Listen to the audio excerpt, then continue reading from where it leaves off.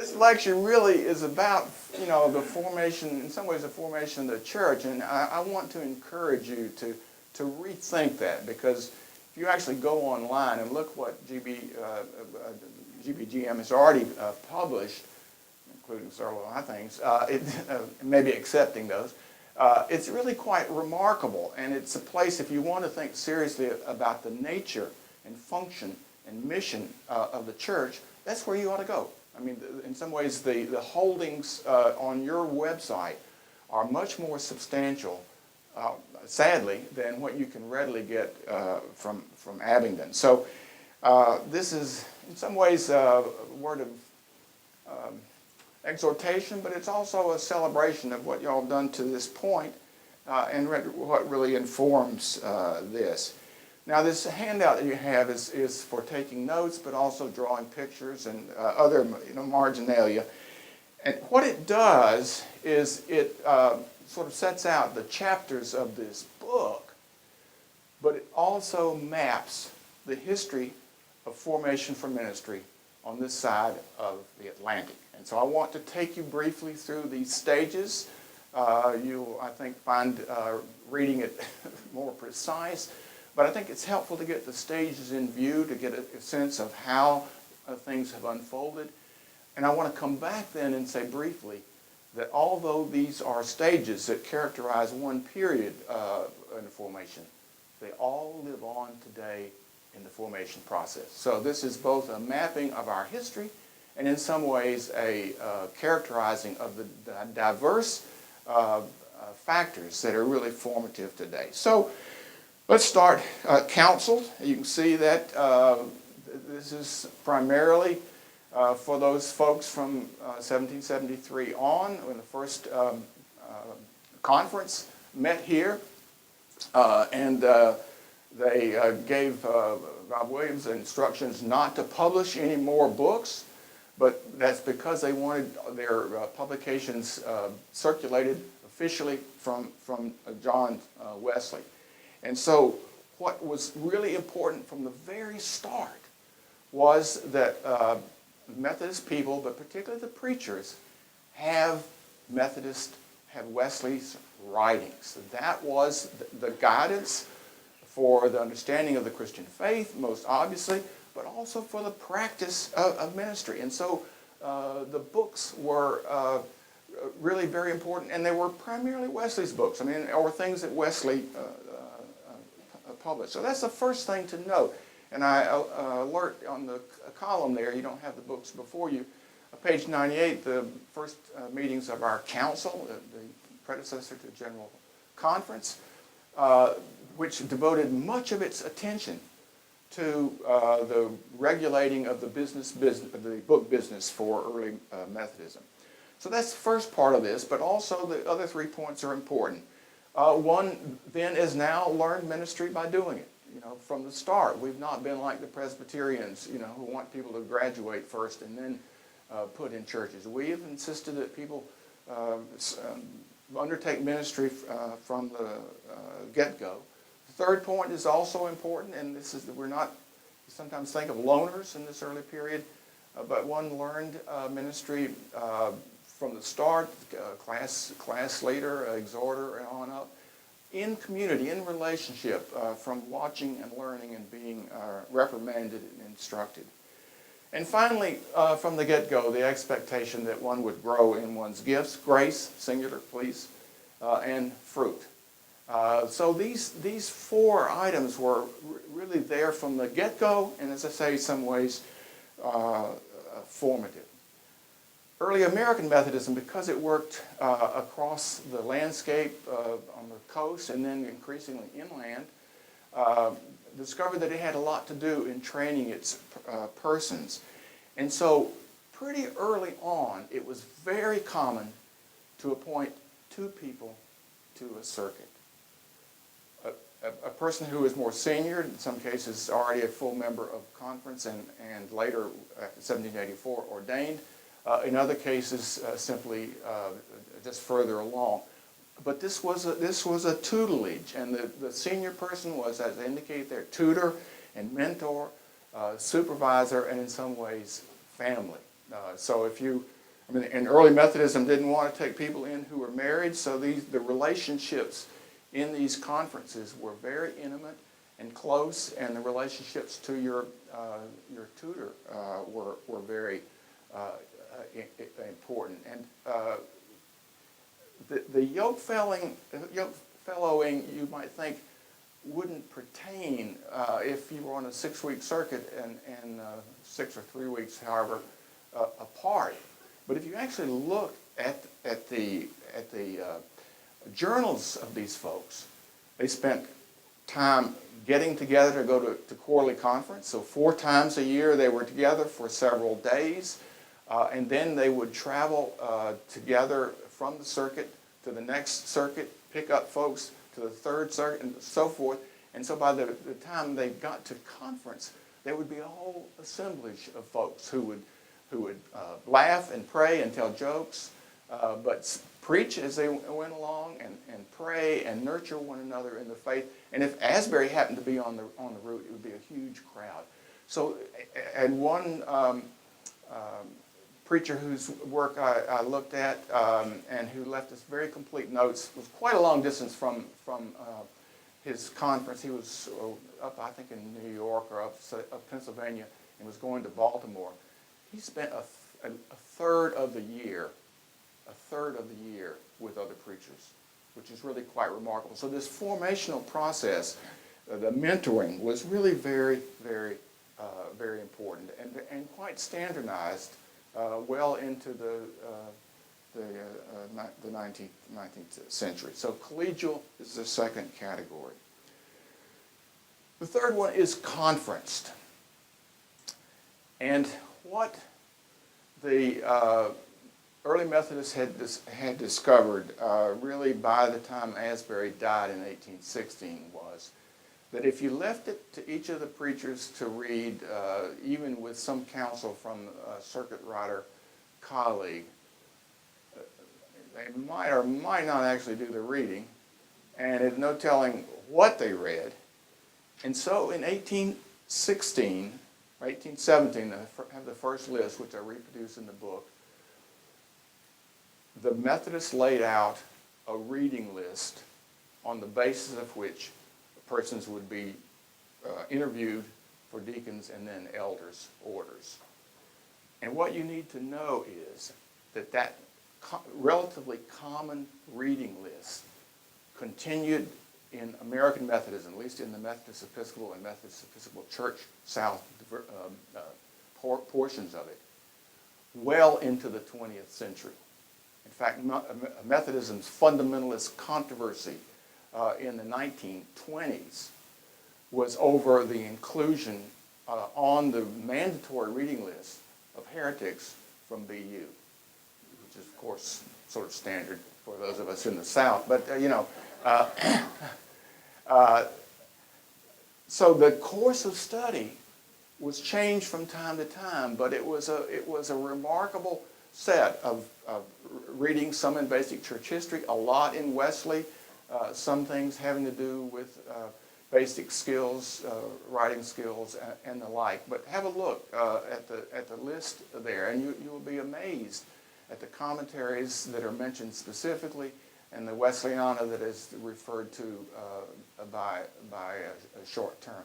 So, from 1817 on, from the General Conference of 1816 on, Methodism thought that it would prep its folk by having everyone read a common set of items, which is really remarkable if you think about it, given the diversity in our church today. So well into the 20th century then, though everybody coming before boards of ordained ministry, whether or not they'd gone to seminary, were going to be examined on the reading list that was on the course of study. So really a very interesting way in which Methodism sought to give integrity to the process, but also to make sure that folks were in some ways coming into the same self-understanding for ministry and the church.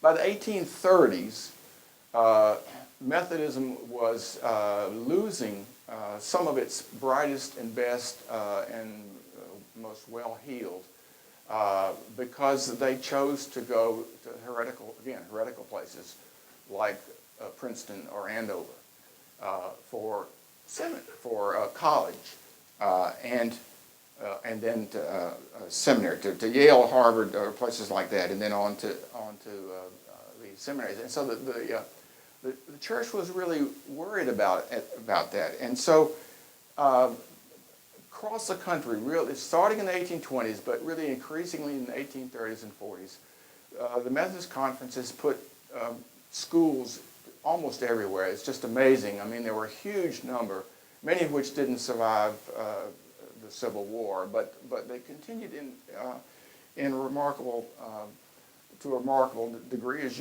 those of you who are involved in supporting on the higher education side of things, you well know that we struggle with keeping our institutions well funded and well peopled. So the church began forming these institutions, and I actually went to Western University in Connecticut that at one time was United Methodist or Methodist Episcopal institution. It's not that now. And you think, well, big deal, so what? Well, the student body was diverse. I mean, they weren't limited entirely to Methodist, but the faculty wasn't. The faculty was entirely Methodist, primarily people who were ordained, and the rhythm of the school was Methodist. I mean, they had love feasts, they had revivals. Their students were put out to serve in local churches. They interacted with the adjacent conference or conferences. So these institutions were Methodist not just nominally, but in ethos and in style and in substance. And it was from them at this point that one would expect to get things written that were done for the Methodist by Methodists. By this point as well, we had the Christian Advocate and the Methodist Review. And if you folks,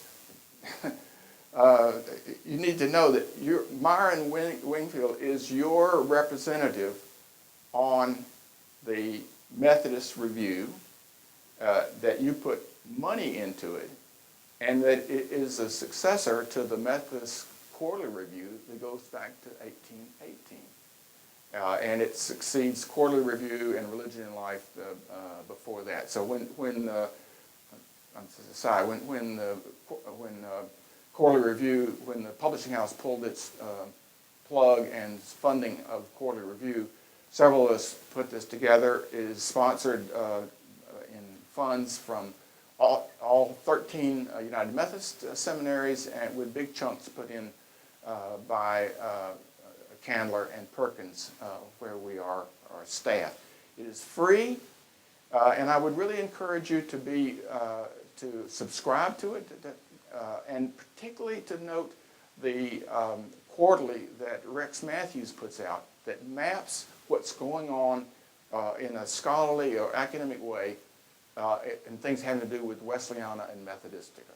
It is the best inventory of ongoing things in the scholarly realm that have to do, including conferences, the forthcoming conference, women's division sponsoring north of here in Ohio in May is on that, but also other conferences. So I call that to your attention.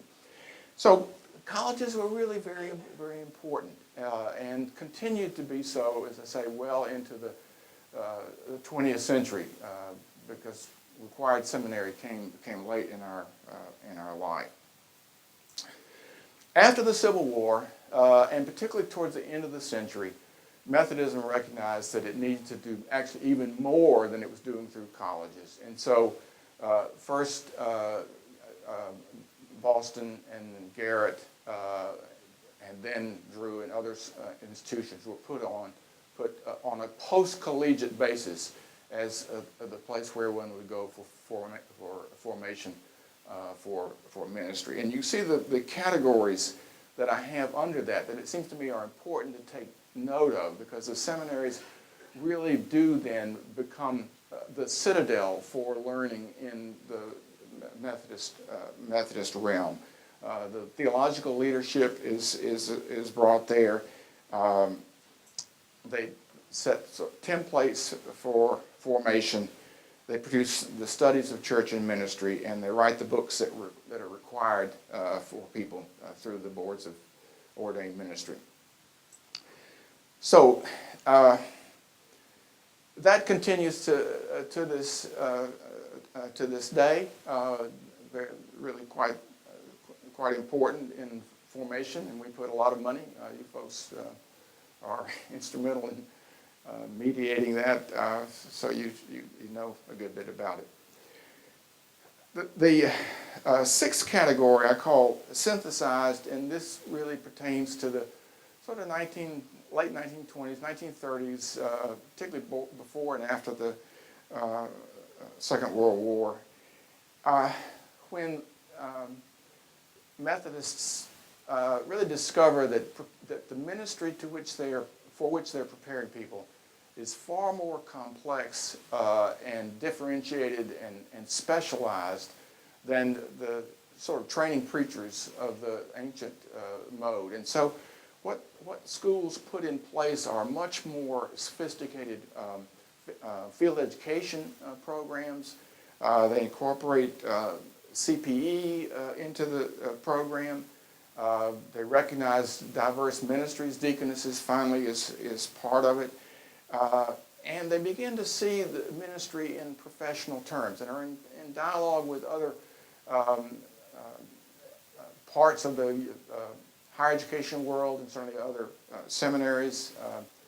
Now the ATS, the Association of Theological Schools, then the American Association of Theological Schools was in place, and so there were forums within which Methodists could talk about what they were doing and what others ought to be about. And there was really a sense that we're now at a place where we need to train people in a somewhat different fashion.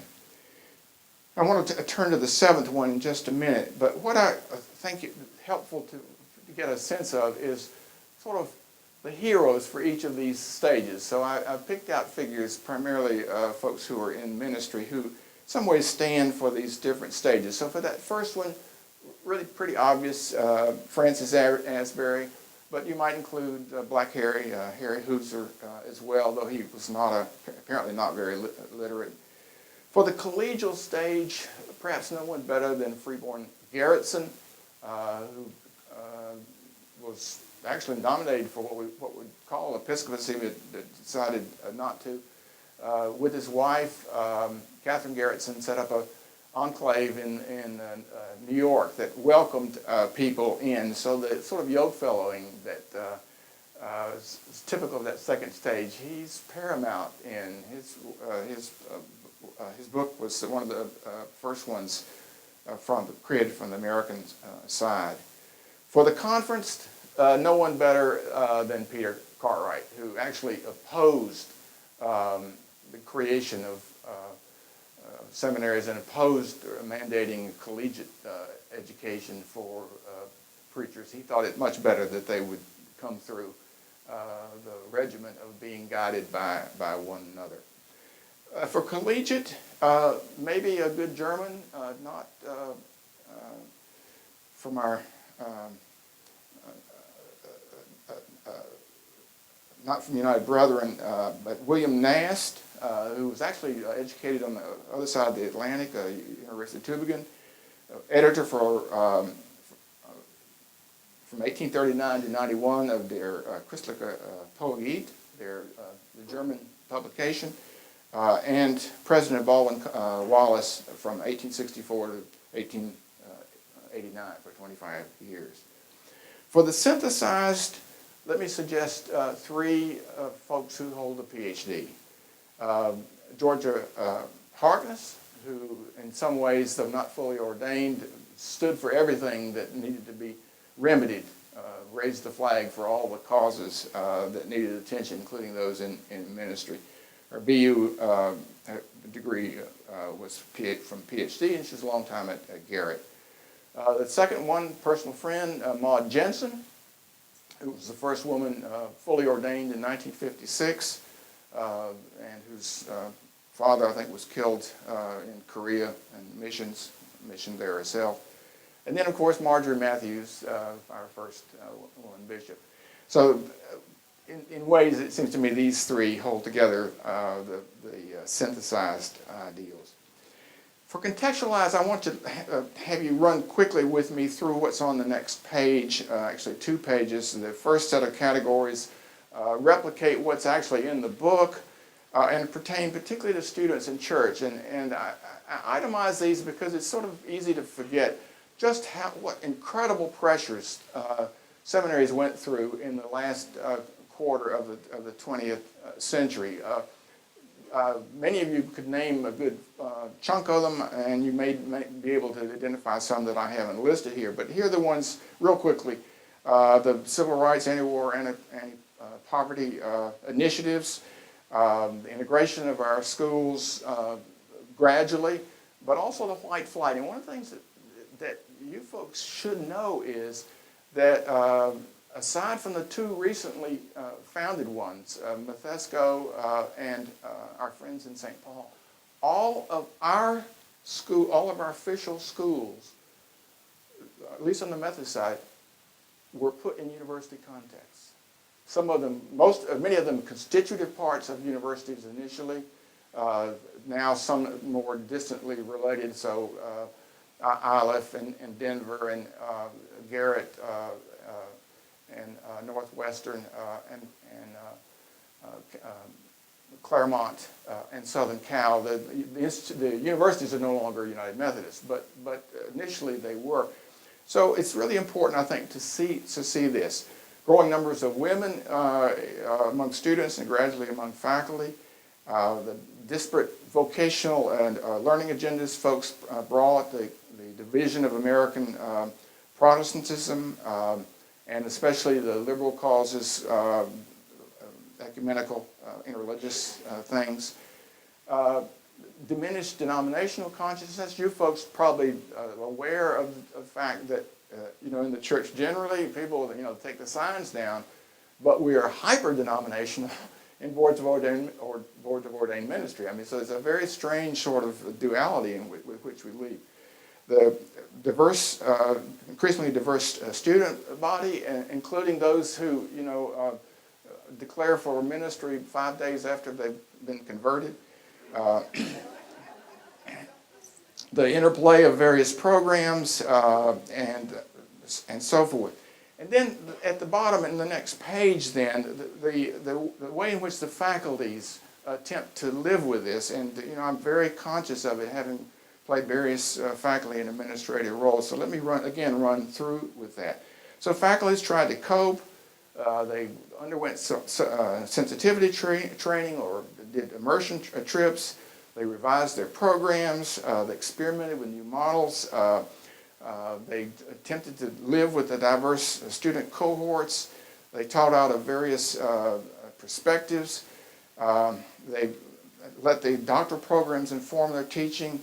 They contextualized in various ways, launched new fields, created or recreated vocational tracks, and undertook new joint programs, and gradually embraced new delivery systems and so forth. So schools went through a lot of trauma, and I think there are many folks who think that we're still in that. I think by and large we've come through it and are fairly well stabilized, but we still are struggling with issues having to do with formation of our folk, and are increasingly expecting that to take place sort of prior to folks coming in and during, but to some extent afterwards. The programming is really quite diverse. If someone goes through Duke, you can come out with 3 different theological perspectives depending on who teaches the basic course the year that you take it.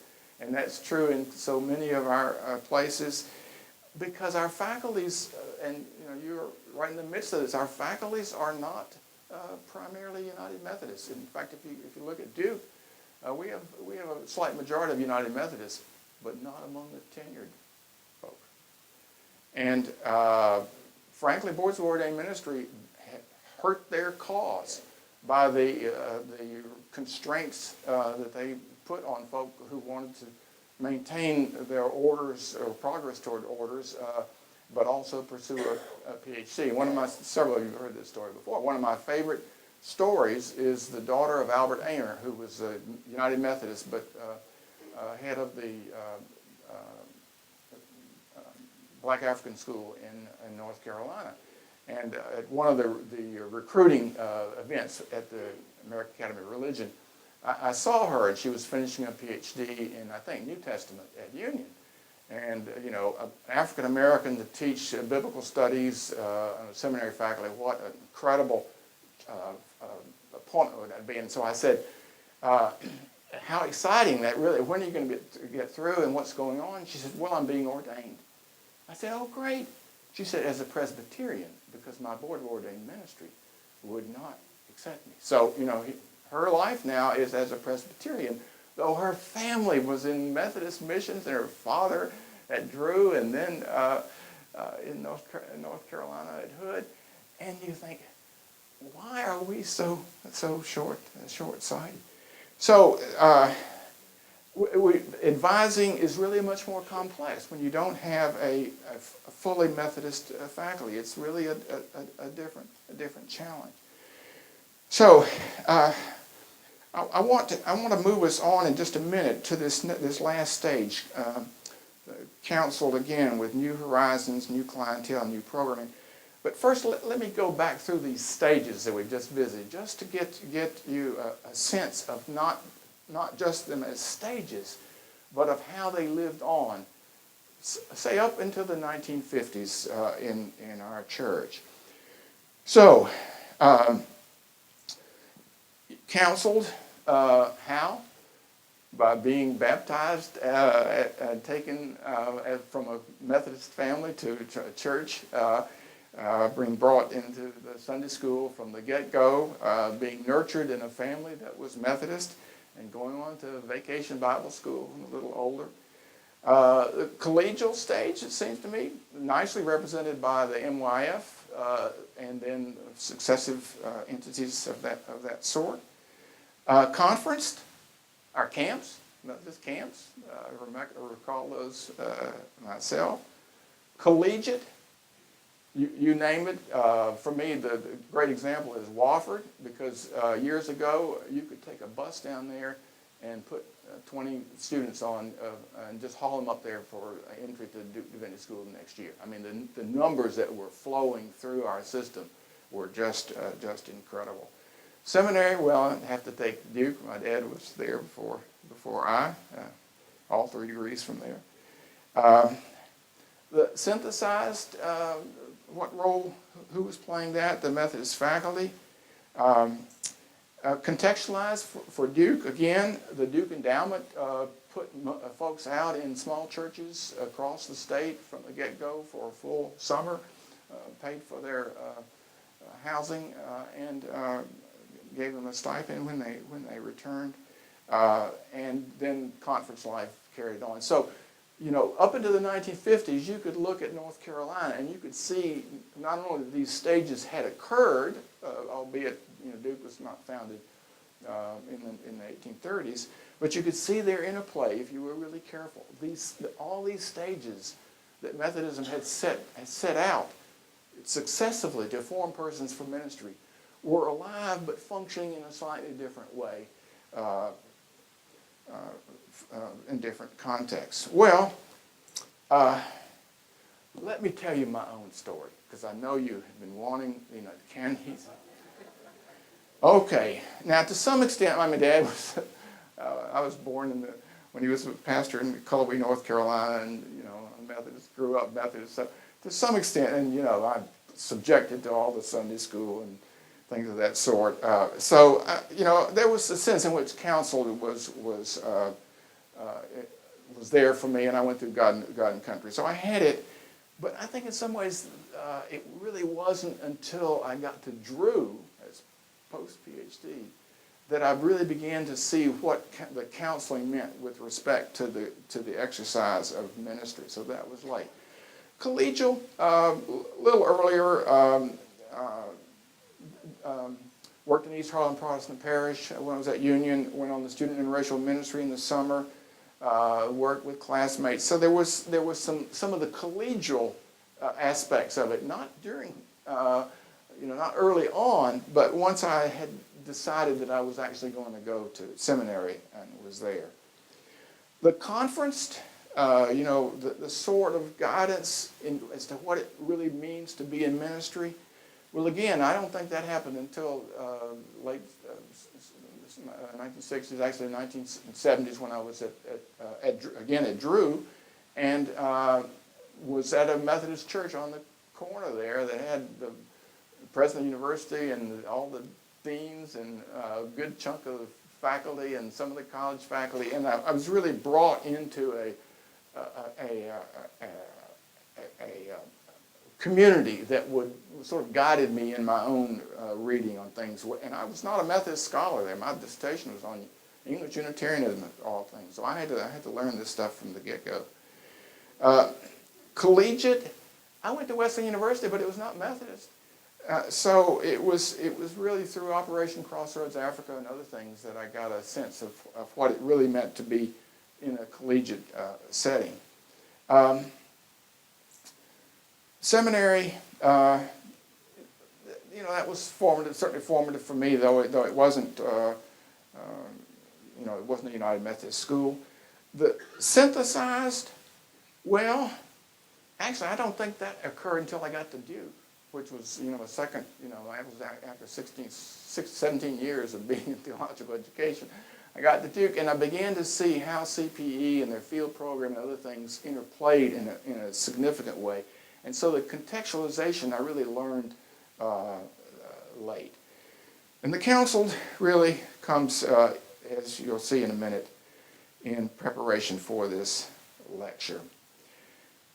Now, I want to just take a little bit of an excursus in terms of my own career and tell you why the things at the bottom of the page there on 3 are kind of a wonderment to me. When I went to Drew, and it could still do this if I went to teach there now, but when I went to Drew, I lived on campus, had an apartment with full cooking facilities, but there was a student body eating daily, so I could go across and eat in the cafeteria if I need be. The seminary hall was about 150 yards. And my office on the second floor, and the chapel right down the right. My favorite classroom, 2 doors down the other way. Best colleagues there. Unfortunately, the men's room was 2 flights down. I had to run there often. The library was not in that building, but 2 buildings over. The historic building at that point housed our admissions operation and the dean, and I was associate dean there for a while. So actually in Meade Hall that burned and has been rebuilt. The library was next with all of our incredible Methodist holdings. Years later, the Archives and History Institution went over there. And if I was really farsighted, again, I could walk to the dean's house or the president's house, both on campus, and then over to the church for services, and I oversaw their nursery for a while. And conference headquarters was next door with the DS and Bishop. So if my wife would do the shopping, I could just stay on campus.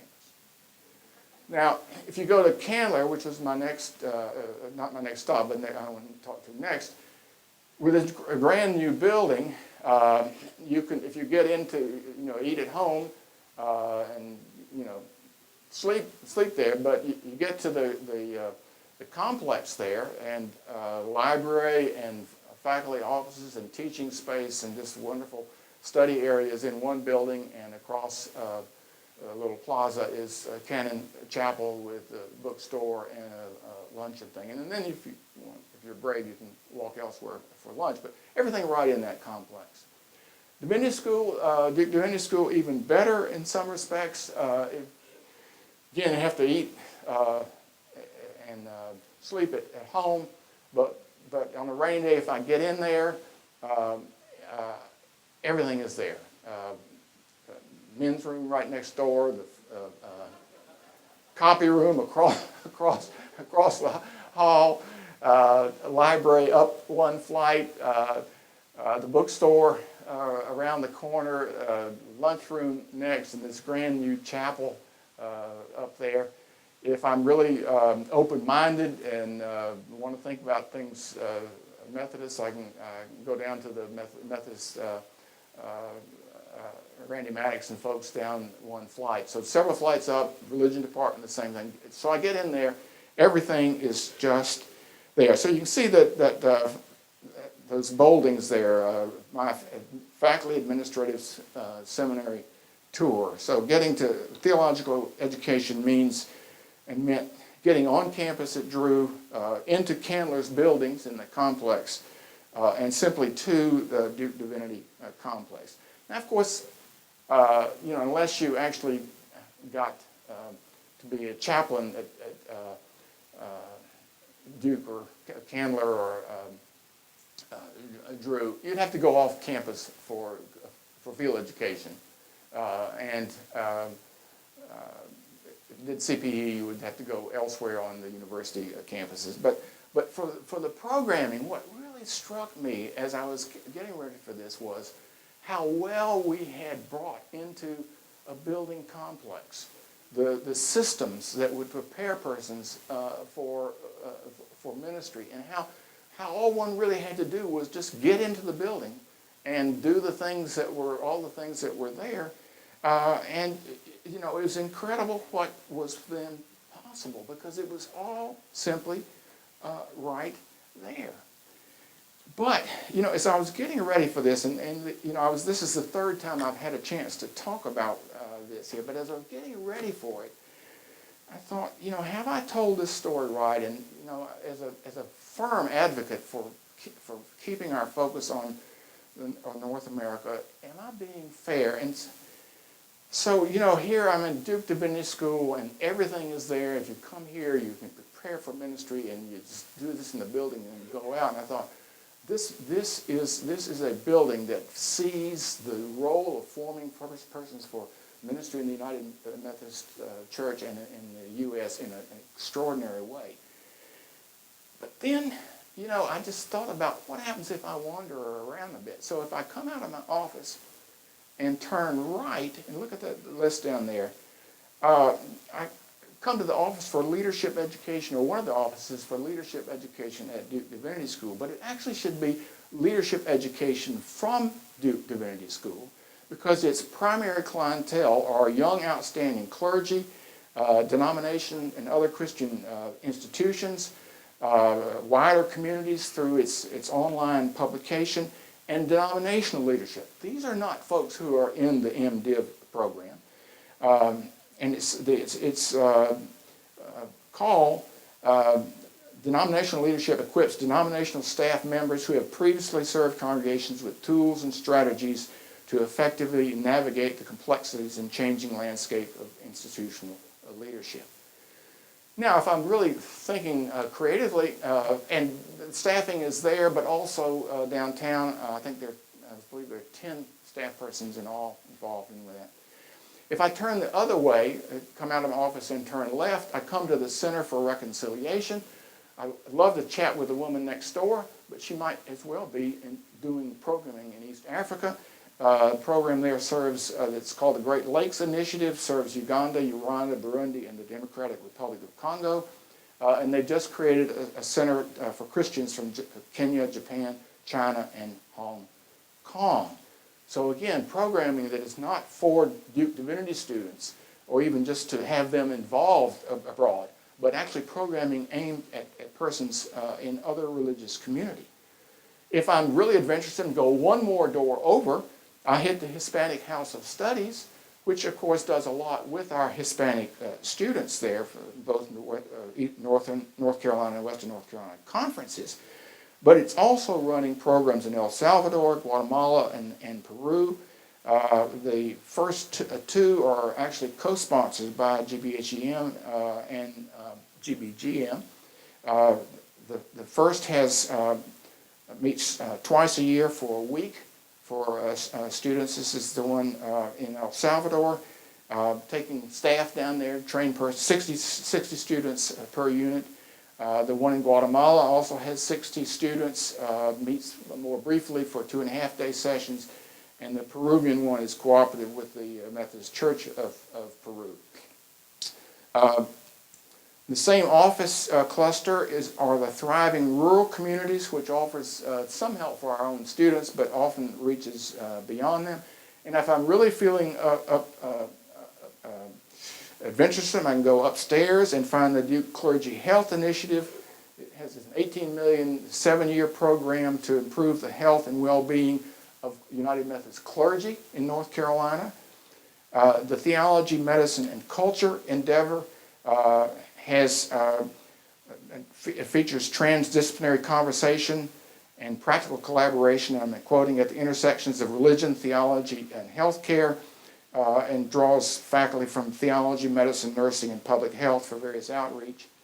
The Duke Initiatives in Theology and Arts does some things on campus, but it also has an on-site program in Cambridge, England, looking to create a new musical based on the Passion and the Gospel of Luke.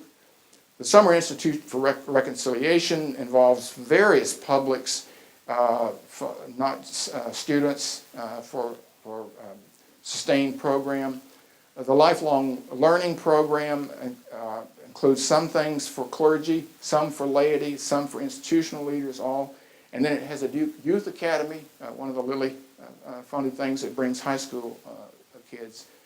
So if you look at these things together, what's really impressive, and was in some ways a discovery for me as I get ready to do the lecture on this book, was that though I wanted to stay on campus and look to the U.S. as the horizon for this, what's really striking is how broad our schools are now in their thinking about this. I figure there's something like between 25 and 30 folks who are primarily or even maybe full-time. Yeah, you could pass those around, Myron. These initiatives, they're not, you just take a quick look. The important thing to see is that it's listed at the top as one of the primary sites on Duke's homepage. So pass that around if you would, because there's just one there. So, of these programs, only 4 are exclusive. Those ones that are listed there, the 18 initiatives, 4 are really aimed at divinity students. The Center for Studies in the Wesleyan Tradition is both off-campus and on-campus, both degree and non-degree. But that incredible array then of folks are really for programming that goes quite beyond the divinity school. And it's remarkable in its size, its scope, its expenditure. Again, I say 25 to 30 full-time folk there. Now, what to me is striking, and Myron and I had a conversation on this just before I spoke. What's striking to me is that I didn't know that all that stuff was going on. And I don't go to Duke faculty meetings, but I'd be willing to bet you a big chunk of money that few of the divinity faculty would have any sense of the range of these things, their scope, the staffing, the expenditure. I mean, because faculty meetings, they get a report on one and another. Duke just went through its 10-year review. There was a page and about a page devoted to these centers. If you read carefully, you might figure out that there was a lot there. But I don't think Duke has a sense of this. And to me, what's really interesting is I don't think these several programs collaborate and cooperate with one another in a way that's mutually interfacing and enriching between among them and in relationship to the rest of the divinity school. And the same is true across our schools. We've got incredible programs. If you just go, from BU to Claremont and up north and south, our seminaries are doing interesting things. In some cases, the faculty may be fully involved and well apprised of them, but we don't know what one another is doing. We're not cooperating. There are just incredible opportunities, and it's your damn responsibility. Because y'all are, you folks are in the oversight capacity. And Myron and I've had some conversations. By way of thinking, and this last page sort of gets at it. I won't go over that. You can read it if you wish. But my sense is that probably you presume that we have contexts in which we as faculty are together and talk about these things that are important and ought to be collaborative. And you are hosts for the AUMTS, Association of United Methodist Theological Schools. Deans and presidents get together, but they are concerned about money and how it's going to be divided. And they don't do, I've been on it, they don't do a lot of talking about programs that might be collaborative and cooperative in nature for self-interested reasons. So my advocacy is to get the dean, the academic deans, however labeled, the chief academic officers together, because they're the ones who have oversight of our programs, and have them thinking together about what can we do that's collaborative and cooperative, and what, how can we be better accountable to the church and enriching of our students and working for the kingdom. And I told Myron this years ago. If you were at Candler, you would have been recruited there by the one person who was in admissions, who went around and admitted people as he rode up and down the southern states. Now I think we must have 10 professionals, 10 folks on full salary in Candler's admissions office. And it helps to recruit folks who are United Methodist, but our admissions office and Duke's big one, and you name all of them, they're not changing the number of vocations for United Methodist ministry or the folks who are going to go through theological education. They're just dividing the pie up. So there's some really interesting, important questions that have to do with how our schools work together on various planes. But it does seem to me that the one having to do with our programming for the church globally is a place where the initiatives are so interesting and so groundbreaking that we ought to find ways for each of the schools to do their thing, but also to as it's appropriate, and funding and other things can be worked out, to welcome collaboration, cooperation, and participation from other schools. So I think I've eaten up my time. I think we do have a few minutes for Q&A, so let me stop, and I hope I have offended everybody equally. But I'm open for counters and questions if you have them. So. Thank you. Tom and I were just noting with each other that the larger theological landscape and culture that our United Methodist seminaries are working in is one that's created a lot of anxiety in terms of the decreasing numbers of students seeking MDivs, et cetera, and it results in a competitive culture among the schools, not a collaborative culture, because the self-interest that you mentioned is one about survival, institutional survival, and so I think that's where a lot of energy gets eaten up and expended, and somehow, I don't know how we intervene in that, but it's a reality on the ground, which you well know. No, yeah, I'm very aware of that. Thank you. Yeah. Thank you, Russ. This really is wonderful. And it feels like a continuation of the conversation we had in San Diego, which really adds Absolutely, yes. a special quality to it. Yeah. A book was published in January that I read over our break that describes the issues of higher education in an ecology. We're no longer competing across the Carnegie classifications on the same level. We're now competing with, theological schools are competing with schools like the Maxwell School of Citizenship at Syracuse, or the Corbell School at Denver, or all of those places that are all equal, also value laden. And so when anything happens in anything in the higher education environment, it happens to, we used to be immune from some of that, but we're not anymore. And so where, is this another stage? Is this a stage that's yet to be developed in our history as a church? How would you frame that, where we are right now in this larger ecology where it's not just theological schools that we're competing with, it's other entities? I'm not sure I can add really to what you said. I just think that's right. That it's a complex world, and with some of the mega churches doing their own credentialing of persons and schools that are really not among our 13, launching programming that really is aimed at putting people into professional ministry. There are just so many different avenues now, and making sense of that. And you know, it's easy for those of folks who are in authority to use the quality, priority to try to keep the competition under control. But it's just really hard to think about how creativity and access and innovation it can be held in connection with the viability of institutions in which we have a lot of money. I mean, we have paid for those grounds and buildings and staff, and so it's really hard. Yeah. Russ, you referred to the traffic patterns between Wofford and Duke.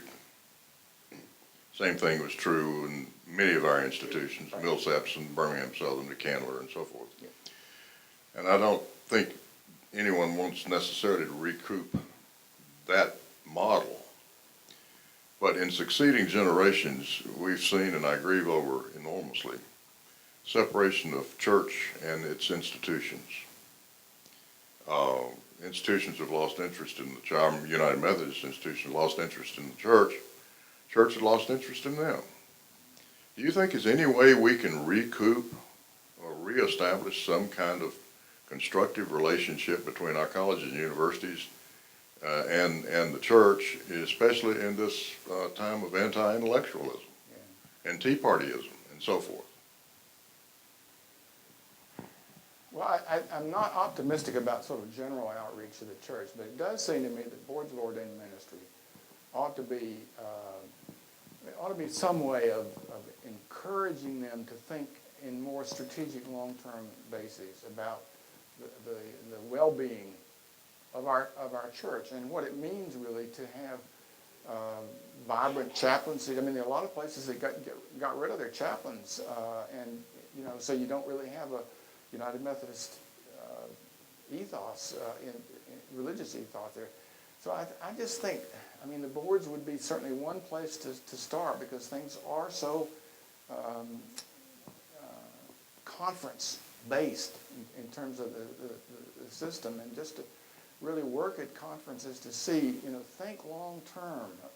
I mean, years ago, the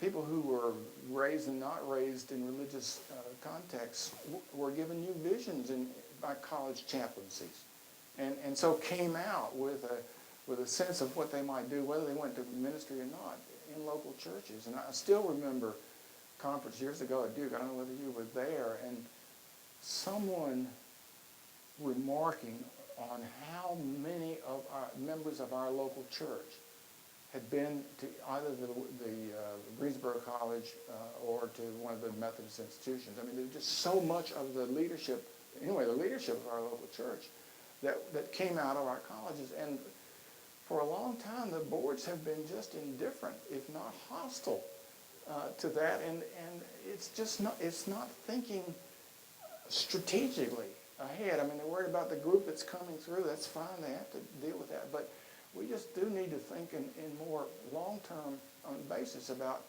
where our leadership is going to come from, lay and clergy. And I mean, Gerald's heard this story before. When I was at Duke, I was going to go down. I had a speaking engagement at Methodist, now a university in Fayetteville. And so I thought, well, I'll just look at the student body and see the divinity body and see who's from there, so I can refer to them when I get down to speak. There was not a soul. There was not a soul at Duke Divinity School at that point from Methodist College. And you think, I mean, what in the world? And, you know, the survival of the colleges, as you all well know, I mean, they have to do programming in so many diverse areas that are not friendly to the liberal arts, and, you know, huge business programs and the like, all of which I think I understand the reason for. But the preparation of persons for ministry, oh man, I won't mention the name because the bishop just recently died, but he was over in Alabama, and when he was, no, he went on as a teaching fellow at our college there, and the enrollment at Emory from there quadrupled, because he would pick people out and said, I think you're called for ministry. And he would say, so, yeah, how are we doing tonight? Yeah.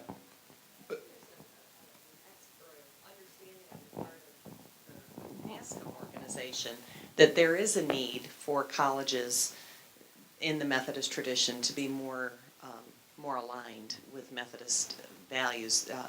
The leadership of that organization over the last few years has now taken an approach where what we've done is looked at renewing the connection, renewing the connected. And so the presidents at their winter meeting meet with one of the general boards and learn from each other. And then in the summer meeting, this coming summer, I am particularly excited because your collegiate formation stage here, the presidents are actually having an Aspen Institute where we'll be studying Wesley and what does that mean for the presidents at United Methodist institutions. So I'm hoping that what that does is the trickle-down theory, and so leadership of the colleges will start trickling down with more of a Methodist ethos. Well, I hope so. I mean, I went to that once or twice, and I did have a sense that the presidents were really struggling with it. But it can be mixed. I mean, High Point University is one of the bigger ones in North Carolina now. And if you look at their ads, I mean, they'll go on several pages. They don't mention the United Methodist connection. I thought, man, you know, they could at least footnote it. You know, I mean, it just seems... Kathy's back I there. got one. Yeah. Dr. Richey, thank you, and thank you also for your book. And to broaden it out just a bit, in terms of leadership for the church, you know, the seminary degreed pastor was kind of the gold standard in the early mid-20th century. And the bulk of the leadership of the church was in local pastors. There's some sense on the thinking of some persons that we may be going back to some of that. And would you comment about, one, do you see that? And if so, what implications does that have for us in providing leadership for the church? Another big question. Sorry. I think that's going to be the case. I do think that GBHEM needs to do everything it can to make sure that the summer programs and weekend programs that the schools often run really do work at quality. I still remember a Methodist colleague at Duke who said that he thought that the course of study produced a better trained person than the MDiv. And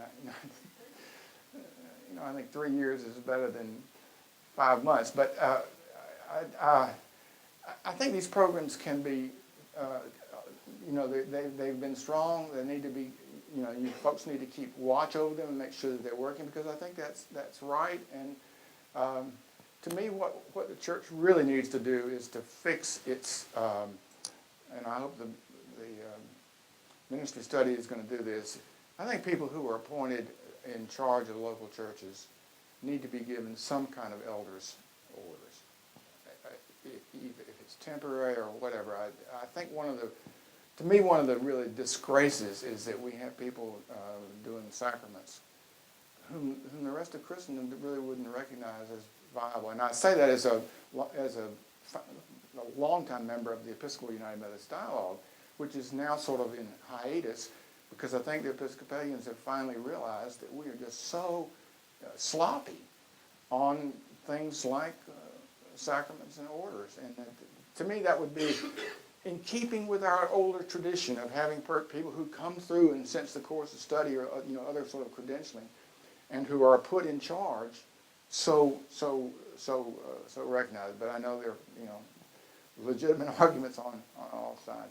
I do hope that folks who are involved in leadership in boards get to see this. I mean, this is not a book for the general Methodist reader. It really is something that has a kind of special audience. But it does seem to me it might help people think, we've been there before, we can think creatively about new systems for dealing with it. Kathy, I see. I just want to make sure this isn't lost. When you mentioned publishing, for faculty to get tenure, they have to be published. Right. Having recently been at the United Methodist Publishing House, I can say for a fact that's not going to happen, or at least very readily.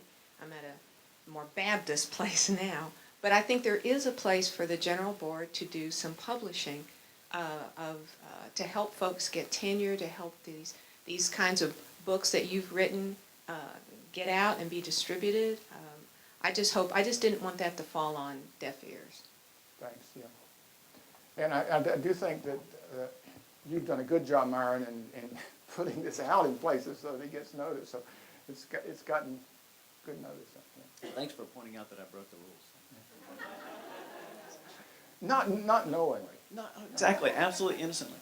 I wanted to come back to the point about boards of ordained ministry being in closer relationship with the seminaries and vice versa.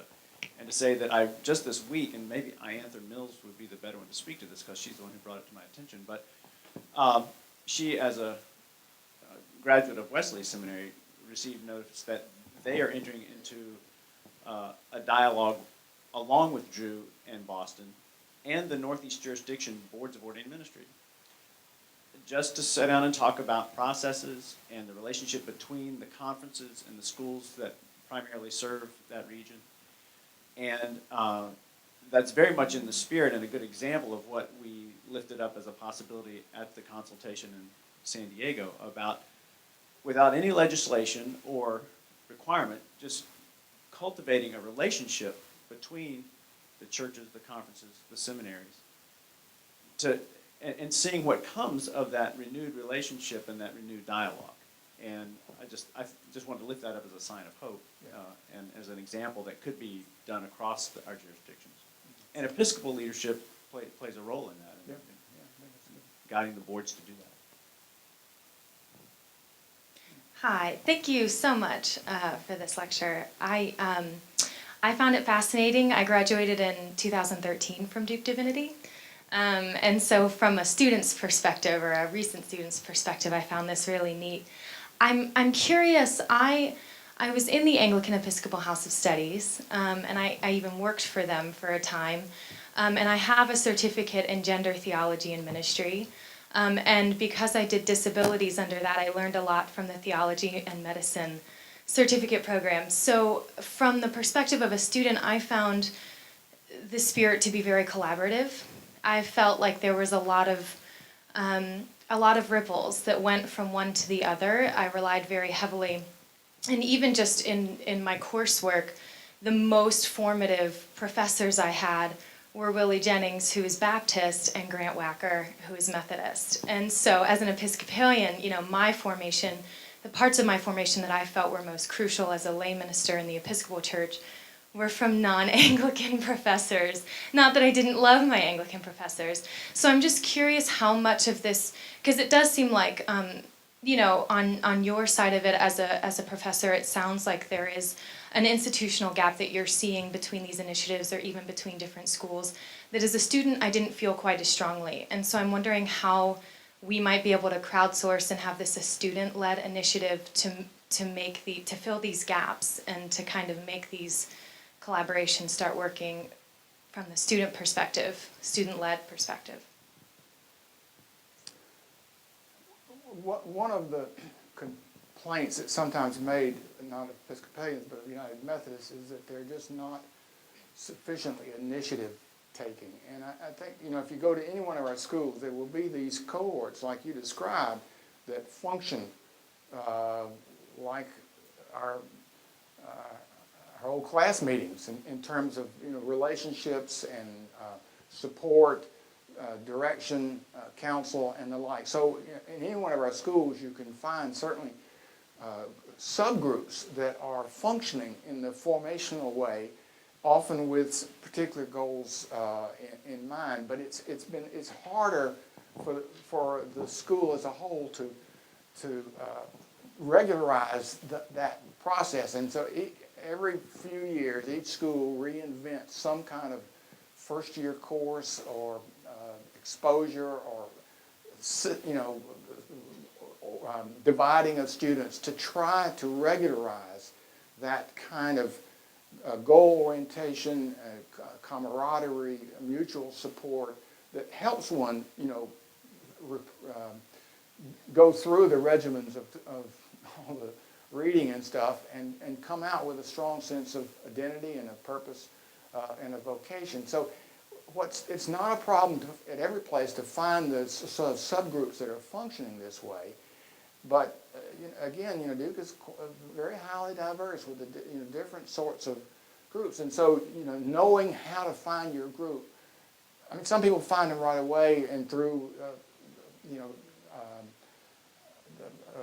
course focus, and others float through. I mean, I've certainly seen people who's, for whom theological education didn't take. I mean, they were there for their 3 years, and so it's just harder to regularize. But the schools struggle with this and reinvent, particularly the entry program for MDiv students on a regular basis with just your concerns in mind.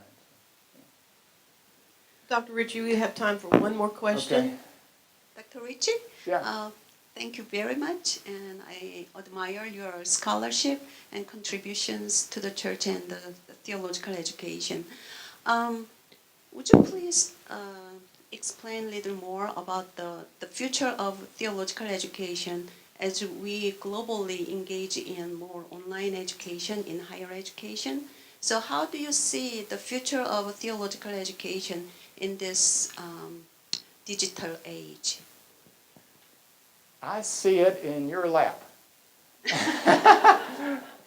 No, I mean, I started this last part saying to you what is really the case, and that is I actually have opposed that. I mean, I have really wanted the U.S., us as a denomination, our boards and agencies, and our seminaries to focus on the U.S., and for comparable parts of United Methodism abroad to create analogous institutions that are accountable to their system. So I have actually been, if not vocal, I've been opposed to what I just said. I mean, just what I described here, because I really felt like each culture needs to focus on its own, and I still think the quadrilateral, I mean the quadrennial, our systems are not helpful. The way we're divided up regionally within the U.S. and so they're just things that seem to me that are not solved when we think globally. The fights within the jurisdictional fights are just put on a global basis. So in some ways, this is an entry into a field that I'm not versed in, that I know that the board here is working on, and I commend you on it. My point in the lecture was to say that it was, to me, really a discovery to see how much the Divinity School was doing, how well it was funded and staffed, and what a remarkable exercise in doing theological education for contexts and peoples that I didn't think they ought to be about was underway. So your best wishes on it, and thank you very much.